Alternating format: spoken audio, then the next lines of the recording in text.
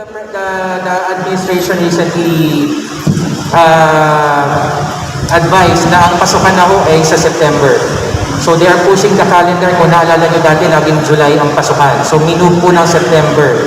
Bakit to? Maybe one of the reasons is hindi pa handa ang pasilidad ng mga paaralan. Kasi tinitingnan lang lagi natin Metro Manila. Paano kung sa mga probinsya, I'm sure hindi sila mas ready. So if you'd ask me personally kung pwede ng face-to-face, tingin ko hindi pa pwede dahil marami pang pagdadaanan. Safety protocols, vaccinated or not vaccinated. Ang mga bata ay hindi pa vaccinated, hindi pa allowed. I think 16 and above pa lang ang ina-allow. So if ever papayagan, I think it would be the colleges first, pababa. Seniors, high schools, grade schools. So if you would look at all sa lahat ng paaralan, parang hindi pa. Kaya we will plead with the Department of Education because 2020 budget, hindi po na pondohan masyado ang eskwelahan.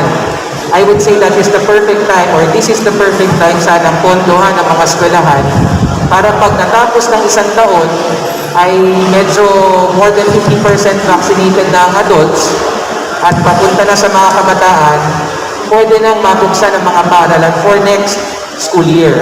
And with the elections coming up, I'm not sure hindi pa kakayanin ng mga paaralan nito dahil yan din ang gagamitin for voting. So that is my simplest answer to that. Thank you.